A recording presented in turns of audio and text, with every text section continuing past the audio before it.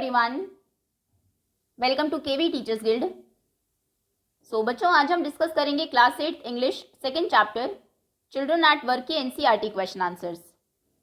सबसे पहले comprehension check 1 का पहला क्वेश्चन है, Velu stood on the platform but he felt as if he was still on a moving train. Why? Velu platform पर था लेकिन फिर भी वो ऐसा क्यों फील कर रहा था जैसे कि वो अभी भी एक चलती हुई ट्रेन पर हो। Answer is it was effect of the train journey. ये ट्रेन जर्नी का इफेक्ट था क्योंकि बहुत लंबे टाइम से वो ट्रेन में यात्रा कर रहा था, तो उसका ही असर था which stayed on him for some time, जो कि ट्रेन से उतरने के कुछ टाइम बाद तक भी उस पर रहा।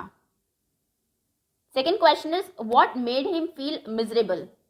वेलू मिजरेबल मतलब बहुत सैड, बहुत दुखी क्यों फील कर रहा था।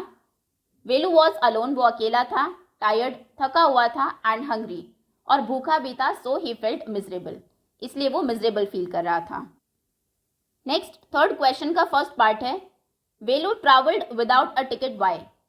वेलू बिना टिकट के ट्रैवल क्यों कर रहा था। So Velu travelled without a ticket because he had no money, क्योंकि उसके पास पैसे नहीं थे। इसी क्वेश्चन का सेकंड पार्ट है, how did he escape the ticket collector's attention.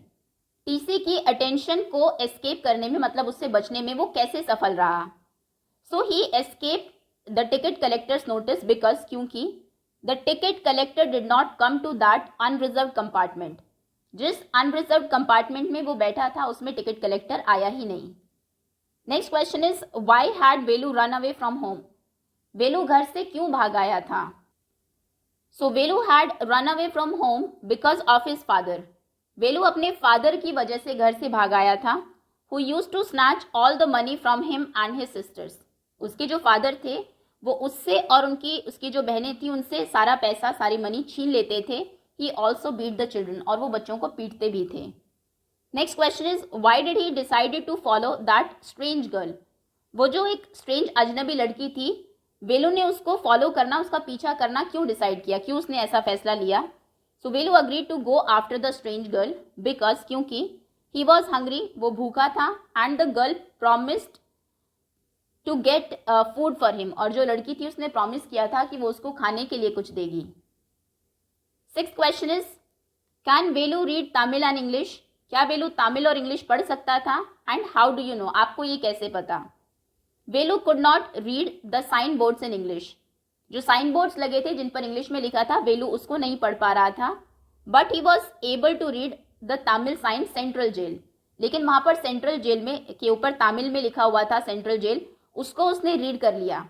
तो इसका मतलब है he could only read Tamil, वो सिर्फ तमिल ही रीड कर सकता था। Seventh question is if you are not careful. अगर तुम केयरफुल नहीं रहोगे, you will soon be counting bars there. तो जल्द ही तुम वहां पर बार्स काउंट कर रहे होंगे, मतलब सलाखें गिन रहे होंगे। ये उस लड़की ने कहा था। अभी क्वेश्चन है what is she referring to, वो किसके बारे में बात कर रही थी। So the girl refer to the central jail, वो सेंट्रल जेल के बारे में वेलू को बता रही थी। Second part is what does she mean when she says if you are not careful. जब वो ये कहती है कि अगर तुम केयरफुल नहीं रहोगे तो इसका क्या मतलब है। The girl asked Velu not to indulge in something stupid. तो लड़की वेलू को बता रही थी कि किसी स्टूपिड काम में इंडल्ज मत हो जाना, और else he would get caught by the police officers, नहीं तो तुम्हें पुलिस ऑफिसर्स पकड़ लेंगे and will be thrown into jail, और तुम्हें जेल में डाल दिया जाएगा। 8 question part 1, where did the girl lead Velu to. लड़की वेलू को लेकर कहाँ गई। So the girl led Velu to a marriage hall, वो उसे लेकर एक मैरिज हॉल में गई। Second is what did they get to eat, वहां पर उन्हें खाने के लिए क्या मिला। So the girl could manage to get only 1 banana, लड़की को सिर्फ एक बनाना मिला, while Velu got a banana and a vada to eat, जबकि वेलू को एक बनाना और एक वड़ा मिला। 9th question is what work did she do, वो लड़की क्या काम करती थी। Think of a 1 word answer, 1 word answer आपको देना है। तो वो काम करती थी रैग पिकिंग का, मतलब कूड़ा बीनने का। 10th question part 1, what material are the strange huts made out of. वो जो वहां पर स्ट्रेंज अजीब सी हट्स दिखती है वेलू को, वो किस मटेरियल की बनी थी, किन मटेरियल्स की बनी थी। So the strange huts were made from, वो बनी थी टायर्स की, ब्रिक्स की, wood, metal sheet and plastic की। Second is why does Velu find them strange, Velu को वो स्ट्रेंज अजीब क्यों लगी। So Velu finds those huts strange Velu को वो इसलिए अजीब लगी क्योंकि इन हिज ओन विलेज, उसके गांव में, the huts were made of mud and palm leaves, उसके गांव में जो हट्स थी वो मिट्टी की और पाम लीव्स की बनी होती थी। 11th question is what sort of things did Jaya and children like her collect. तो जया और बाकी उसके जैसे जो बच्चे थे वो किस तरह की चीजें इकट्ठा करते थे, and what did they do with those things, और वो उन चीजों का फिर क्या करते थे। Jaya and other children like her collected paper, वो कलेक्ट करते थे papers, plastic and glass etcetera. They sold all that to a kabadi, और वो जाके उसको एक कबाड़ी को बेच देते थे, जिसे जंक डीलर भी बोलते हैं, और उसका नाम था Jam Bazaar Jaggu. 12th question is Velu happy और unhappy to find work. Jaya जब उसको काम देती है रैग पिकिंग का ही, तो क्या वेलू खुश था या फिर खुश नहीं था नया काम पाकर। आपको रीजन भी देना है अपने आंसर का। So answer is Velu is not at all happy. Velu बिल्कुल भी खुश नहीं था। He had never done such a dirty job in his village. अपने गांव में उसने कभी इस तरीके का काम नहीं किया था। इनफैक्ट उसको पता भी नहीं था कि ये जो लोग चीजें फेंक देते हैं किसी के काम भी आ सकती है। But he decided to continue doing the work till the time he finds a better job. लेकिन उसने डिसाइड किया कि वो ये काम करेगा जब तक कि उसको कोई एक इससे अच्छी जॉब नहीं मिल जाती। तो ये तो थे कॉम्प्रिहेंशन चेक के questions. Next is exercise. Exercise का पहला क्वेश्चन है, is Velu a smart boy. आपके ओपिनियन में क्या वेलू स्मार्ट था, and which instances in the text show that he is और इजंट। कौन कौन से वो एग्जाम्पल्स, इवेंट्स हैं कहानी में जो ये शो करते हैं कि वो स्मार्ट था या फिर नहीं था। At the age of 12 Velu decided to leave his village. 12 साल की उम्र में वेलू ने अपने गांव को छोड़ने की सोची। I believe his decision was not wise enough. तो ये डिसीजन उतना समझदारी भरा नहीं था, लेकिन he was courageous to take the step. हमने देखा कि कैसे गांव में उसके फादर उसको मारते थे, मनी को स्नैच कर लेते थे, तो ये डिसीजन, ये जो स्टेप उसने लिया, ये बहुत ही करेजियस, हिम्मत वाला था। He knew how to read Tamil. उसको तमिल भी पढ़नी आती थी, जिससे पता लगता है कि वो स्मार्ट था। He refuse to eat the banana from the bin. उसने डस्टबिन से बनाना खाने को मना कर दिया, but eventually submitted to his circumstances. लेकिन फिर उसने देखा कि सर्कमस्टांसेस कैसे हैं, उसकी परिस्थितियां कैसी है, और उनके सामने फाइनली अपने आप को सबमिट कर दिया।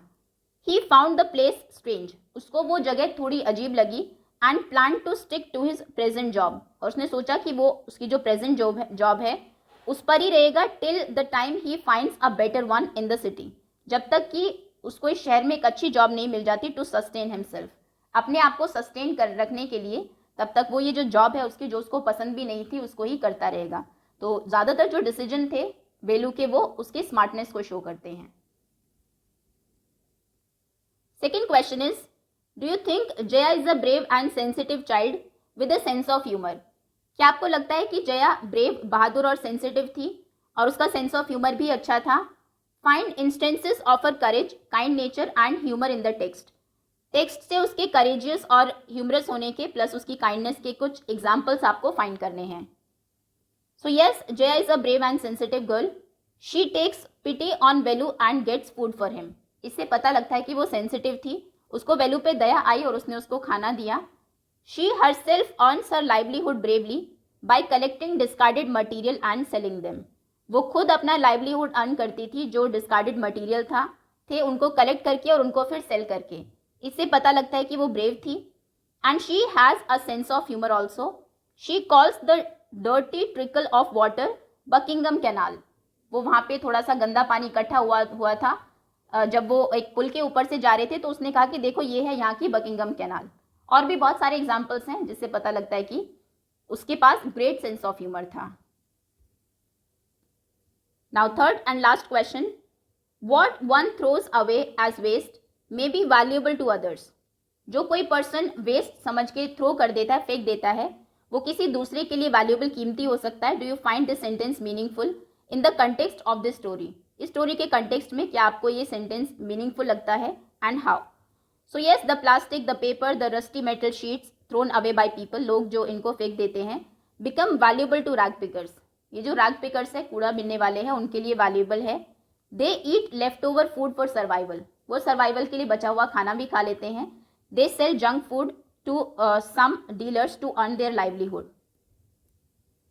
वो ये जो जंक है, ये जो कबाड़ है, इसको सेल करते हैं किसी डीलर को और फिर अपने लाइवलीहुड को अर्न करते हैं। Okay, so that's all students, इसी के साथ चैप्टर ओवर होता है. Thank you so much for watching.